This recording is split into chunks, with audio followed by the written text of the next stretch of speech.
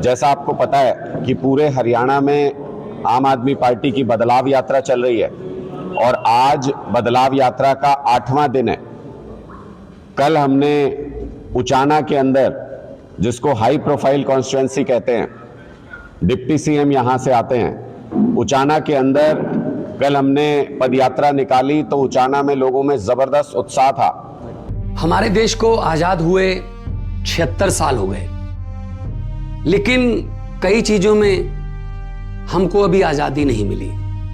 जैसे कि सरकारी दफ्तरों में दुश्वारियां, परेशानियां, बदइंतजामियां। हमने आजादी की जंग इसलिए लड़ी थी ताकि हमारी आने वाली पीढ़ियों की जिंदगी आसान हो सके, ना कि इसलिए कि वो जगह जगह पर सरकारी दफ्तरों में धक्के खाएं, परेशानियों का सामना करना पड़े। शहीद आजम सरदार भगत सिंह जी के सपनों को साकार करने के लिए पंजाब सरकार ने फैसला किया है कि पंजाब के लोगों को अब सरकारी दफ्तरों के चक्कर नहीं लगाने पड़ेंगे, बल्कि सरकारी दफ्तर खुद चल के लोगों के घर पर आएंगे। अब सरकारी दफ्तरों के चक्कर काटने की जरूरत नहीं, बस डायल करें 1076 और सरकारी सुविधाएं अपने घर पर ही पाएं। पंजाब की भगवंत मान सरकार आपके द्वार। मानो उनके अंदर कोई कसक है, कोई तड़प है और वो किसी तरह की गुलामी से आजादी चाहते हैं और उसके लिए संकल्पबद्ध दिखे लोग। कल जब हमने यहां से पदयात्रा निकाली तो स्पष्ट तौर पे ये नजर आया कि लोगों में बदलाव की इच्छा है। लेकिन क्यों बदलाव चाहते हैं, उसमें एक सबसे महत्वपूर्ण मुद्दा यह है कि हरियाणा को नशे की गर्त में धकेल दिया इस सरकार ने। हरियाणा के युवाओं को बर्बाद करने में कोई कसर नहीं छोड़ी इस सरकार ने।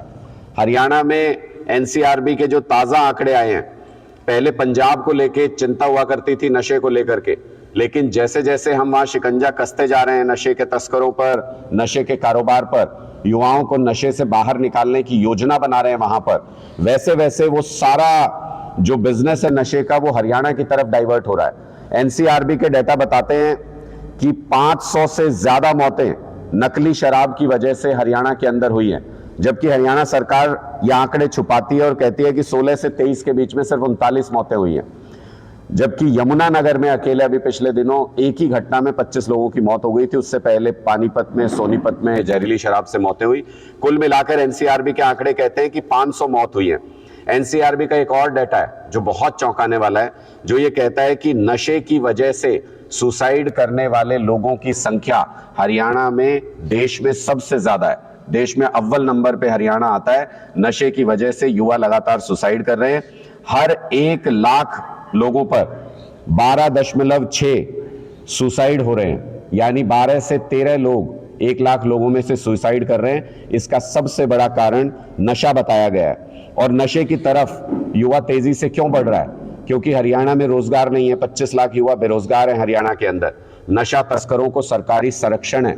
और अभी जब रिकॉर्ड खंगाला गया यमुनानगर की घटना के बाद, तो पता लगा कि 9 लाख शराब की बोतल्स सरकारी रिकॉर्ड से गायब हैं। आप सबको पता है कि आबकारी विभाग किसके पास है। आप सबको पता है कि दिन के वक्त लीगल और रात के वक्त इलीगल ठेकों से कौन कमाई कर रहा है। ये जो लूट का धंधा चला रखा है, युवाओं के नाम पे राजनीति करके सरकार में आने वाले ये लोग, जिन्होंने नशे के गर्त में धकेल दिया हरियाणा को, हरियाणा का युवा इनसे 2024 में बदला लेने का मन बना चुका है और हरियाणा के युवा बहुत नाराज है। सबसे गहरी चोट जो इस सरकार ने की, जिसको मैं अंतिम चोट कहूंगा, जिसके बाद युवा बर्दाश्त नहीं करेंगे आगे, खट्टर साहब ने यह कहा कि 10,000 युवाओं को इजराइल में नौकरी करने के लिए भेजेंगे। हरियाणा का युवा युद्ध में मरने के लिए नहीं है खट्टर साहब, और वो भी जो अपनी मातृभूमि के लिए लड़ाई ना हो।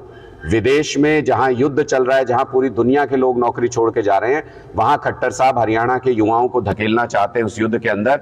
इसलिए हरियाणा के युवा न सिर्फ इनका ये ऑफर रिजेक्ट करेंगे, बल्कि मुझे पूरा विश्वास है कि ऐसी मानसिकता वाली सरकार को भी 2024 में पूरी तरह से रिजेक्ट कर देंगे।